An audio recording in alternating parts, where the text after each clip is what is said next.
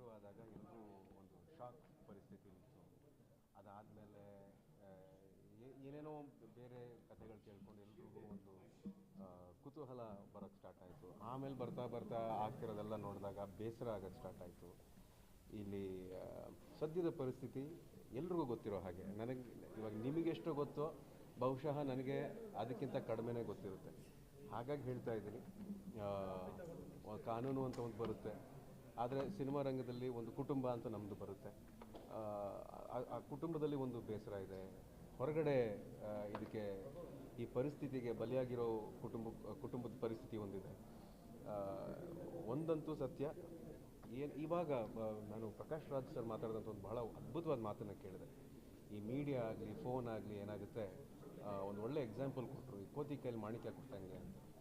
So ಅಂಥ ಒಳ್ಳೆ technology ಆಗಲಿ ಅಡ್ವಾನ್ಸ್ಮೆಂಟ್ ಎಲ್ಲ ಇರೋದನ್ನು ನಾವು ಬಳಸ್ಕೋಬೇಕು, ಒಳ್ಳೆಯದಕ್ಕೆ ಬಳಸ್ಕೋಬೇಕು, ಒಳ್ಳೆಯ ವಿಚಾರಗಳನ್ನು ಜನರಿಗೆ ತಿಳಿಸುವಂಥ ವಿಚಾರದಲ್ಲಿ ನಾವು ಬ್ಯುಸಿ ಆಗಬೇಕು. ಆದರೆ ಈ ಥರ ಆಗೋಗಿದೆ, ಘಟನೆ ಆಗೋಗಿದೆ.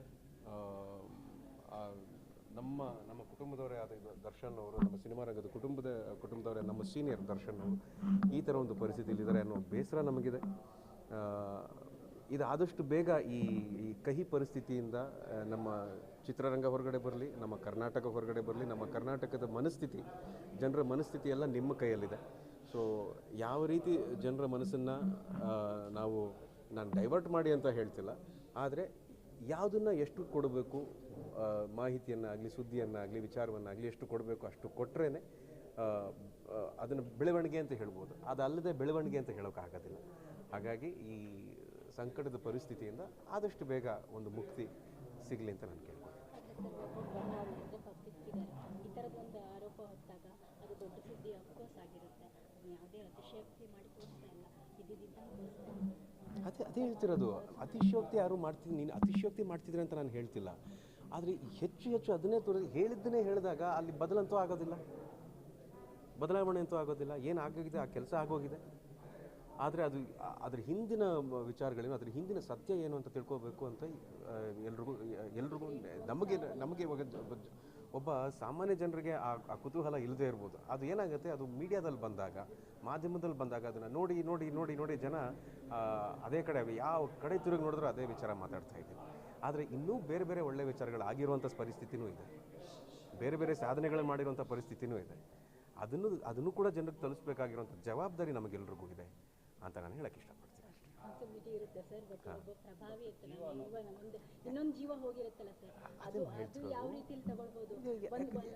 ಯಾವುದೋ ಒಂದು ಘಟನೆ ನಡೆದಿದೆ ಅಮ್ಮ, ಯಾವುದೋ ಒಂದು ಘಟನೆ ನಡೆದಿದೆ. ಯಾವ ಘಟನೆ ನಡೆದಿದೆ ಅಂತ ನಿಮಗೂ ಗೊತ್ತು, ಯಾವುದಕ್ಕೋಸ್ಕರ ಈ ಥರ ಆಗಿದೆ ಅಂತಲೂ ನಿಮಗೂ ಗೊತ್ತು. ಸೊ ನಾವು ಇದು ಸರಿ ತಪ್ಪು ಹೇಳೋದಕ್ಕೆ ನಾನು ಜಡ್ಜ್ ಅಲ್ಲ. ಅದೇ ಹೇಳ್ತಿರೋದು, ನಾನು ಜಡ್ಜ್ ಅಲ್ಲ, ನೀವು ಜಡ್ಜ್ ಅಲ್ಲ, ಜನ ನೋಡ್ತಿರೋ ಜಡ್ಜ್ ಅಲ್ಲ.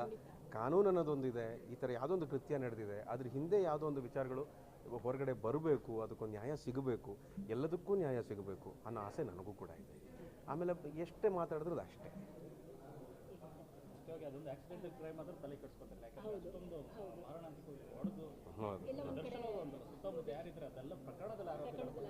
ಹೌದು, ಬೇಸರ ಇದೆ ಅಂತ ಹೇಳಿದ್ನಲ್ಲ. ಬೇಸರ ಇದೆ ಅನ್ನೋದು ಬಿಟ್ಟು ಇನ್ನೇನು ಹೇಳೋಕ್ಕಾಗುತ್ತೆ? ಬೇಸರ ಇದೆ. ನಮ್ಮ ಕುಟುಂಬದವರೇ, ನಮ್ಮ ಸೀನಿಯರೇ ಈ ಥರ ಒಂದು ಪರಿಸ್ಥಿತಿಯಲ್ಲಿ ಇದ್ದಾರೆ ಅಂತ ಹೇಳ್ಕೊಳ್ಳೋದಕ್ಕೆ ನಮಗೂ ಬೇಸರ ಆಗುತ್ತೆ, ಅವ್ರ ಕುಟುಂಬಕ್ಕೆ ಬೇಸರ ಆಗುತ್ತೆ, ಅವ್ರ ಮಗ ಇದ್ದಾನೆ. ಇಂಡಸ್ಟ್ರಿ ಬೆಂಬಲ ಕೊಡ್ತಾ ಇದ್ದಾರೆ, ಅವ್ರು ಆ ಕಡೆ ಇವ್ರು ನೋಡ್ತಾ ಇಲ್ವಲ್ಲ ಅಂತ ಹೇಳಿ. ಯಾಕಂದರೆ ರೇಣುಕಾಸ್ವಾಮಿ ಕುಟುಂಬ ಅದು ಎಷ್ಟು ಕಷ್ಟದಲ್ಲಿದೆ ಅನ್ನೋದು ಗೊತ್ತಿದೆ. ಅವ್ರು ನೋಡ್ತಾ ಇಲ್ಲ, ಎಲ್ಲ ಸೇರ್ಕೊಂಡು ಯಾಕೆ ದರ್ಶನ್ ಅವರ ಸಮರ್ಥನೆ ಮಾಡ್ಕೊಳ್ಳೋದಕ್ಕೆ ಬಿಡಲಿದ್ದೀರಾ ಅನ್ನೋ ಒಂದು ಪ್ರಶ್ನೆ ಬರುತ್ತೆ. ನಾನು ಒಂದು ವಿಷಯ ಬಹಳ ಪ್ರಾಮಾಣಿಕವಾಗಿ ಹೇಳ್ತೀನಿ, ಬಹಳ ಮುಕ್ತವಾಗಿ ಹೇಳ್ತೀನಿ ಕೇಳಿ. ಈ ಎಲ್ಲ ಆಗು ಹೋಗುಗಳನ್ನ ನೋಡ್ತಾ ಇದ್ದೀವಿ. ನಾನು ಮುಕ್ತವಾಗಿ ಹೇಳಬೇಕು, ನಾನು ಇದನ್ನು ಬೆಳವಣಿಗೆ ಅಂತ ಹೇಳೋಕ್ಕೆ ಇಷ್ಟನೇ ಪಡೋದಿಲ್ಲ, ಆಯಿತಾ? ಇದು ಒಂದು ಕಹಿ ಘಟನೆ. ಈ ಕಹಿ ಘಟನೆಯಲ್ಲಿ ಬೇಸರ ಎಲ್ಲ ವರ್ಗದಲ್ಲೂ ಒಂದು ಬೇಸರ ಇದೆ, ಬೇರೆ ರೀತಿಯಾಗಿ ಬೇಸರ ಇದೆ. ಆದರೆ ಅದಕ್ಕೆಲ್ಲ ಬಗೆಹರಿಸಬೇಕು ಅಂತ ಹೇಳಿದ್ರೆ ಅದಕ್ಕೆ ಕಾಲನೇ ಉತ್ತರ ಕೊಡೋದು. ನಾನೇನೂ ಉತ್ತರ ಕೊಡೋದಕ್ಕಾಗೋದಿಲ್ಲ. ನನ್ನ ಬೇಸರ ಮಾತ್ರ ವ್ಯಕ್ತಪಡಿಸ್ಕೋಬೋದು. ತುಂಬ ಗೊಂದಲದಲ್ಲಿದೆ ಪರಿಸ್ಥಿತಿನೇ, ಬಹಳ ಗೊಂದಲದಲ್ಲಿದೆ. ಈ ಸರಿ ತಪ್ಪು, ನಾನು ಸರಿ ನೀನು ಸರಿ, ಅವ್ರು ತಪ್ಪು ಇವ್ರು ತಪ್ಪು ಅನ್ನೋದೆಲ್ಲ ಅಲ್ಲ. ಅದನ್ನೆಲ್ಲ ಮೀರಿ ಒಂದು ಉತ್ತರ ಬರಬೇಕಾಗಿದೆ. ಆ ಉತ್ತರ ಕಾಲನೇ ಕೊಡುತ್ತೆ, ನಾನು ನೀವು ಹೇಳೋಕ್ಕಾಗಲ್ಲ. ಹೌದು ದೊಡ್ಡ ಕಷ್ಟ ಅಲ್ವಾ ಅದು. ಮುಂದಕ್ಕೆ ಹೇಗಪ್ಪ ಅನ್ನೋ ಒಂದು ಚಿಂತಾಜನಕ ಪರಿಸ್ಥಿತಿ ಅದು. ಅದು ಯಾವ ರೀತಿ ಅವರು ನಿರ್ಧಾರ ತಗೋತಾರೆ ಏನು ಎತ್ತ ಅನ್ನೋದು ಅವ್ರಿಗೆ ಬಿಟ್ಟಿದೆ.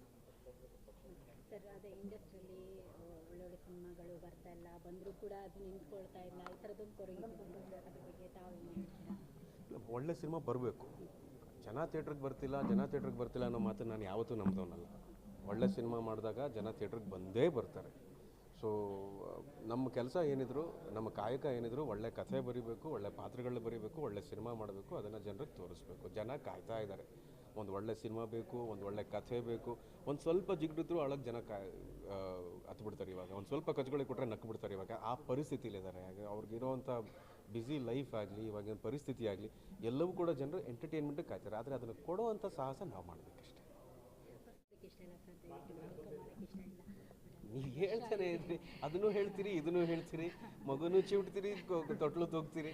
ಇದಕ್ಕೆ ನಾನು ಏನು ಹೇಳಬೇಕು ನನಗೆ ಗೊತ್ತಿಲ್ಲ. ಇದಕ್ಕೆ ನಾನು ಏನು ಹೇಳಬೇಕು ನನಗೆ ಗೊತ್ತಿಲ್ಲ. ಒಂದು ವರ್ಷ ಇರಲಿ. ಆಯ್ತು, ನೆನಪಲ್ಲಿರ್ತಾರೆ, ಖಂಡಿತ ನೆನಪಲ್ಲಿರ್ತಾರೆ.